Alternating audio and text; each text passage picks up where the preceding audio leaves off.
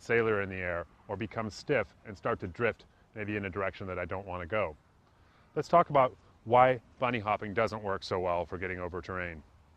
With the traditional bunny hop, if I pulled up on the whole bicycle all at once, I'm going to have to jump the entire distance leading up to the obstacle I want to clear. In order to land, I'm going to have to land almost a full bike length away in terms of where my front tire contacts the ground. This is going to make it hard to regain control in time to take a turn directly after an obstacle that I've tried to clear. With J-hopping, I lead with my hands and follow with my feet. As I approach the terrain, my front end comes up first. Now I don't have to jump the entire distance of my whole bicycle. From here, the rider simply extends his hands forward and the bike comes over the terrain piece in the air. Now my front tire comes into contact with the ground much more quickly and has a much shorter flight arc. This allows the rider to begin turning and gaining control directly upon landing, allowing him or her to get into more technical terrain more easily. I come down the trail standing tall. When I'm getting close to the feature I want to J-hop, I do compress the bike slightly, at which point I actually go into a little bit of a manual and pull the front wheel off the ground first and then the back wheel off the ground. So we're going to be leading with our hands, following with our feet, riding off twos, and creating recourse or the ability to turn or do something different during our technique than we might have otherwise planned. So let's take a look at this for a minute.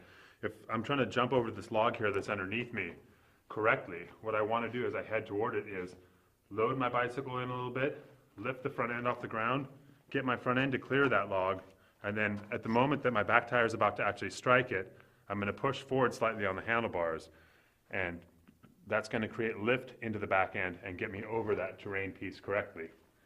Just to take a look and see how that works, let's just do something without my thumbs underneath the handlebars here. Watch what happens to the back tire when I push the front tire forward. Notice that the front tire is about a foot off the ground here. What I'm going to do is I'm going to push forward with my palms now. My thumbs are not underneath the handlebars, and we're going to take a look and see what happens to the back wheel. So from here, I'm going to simply push forward.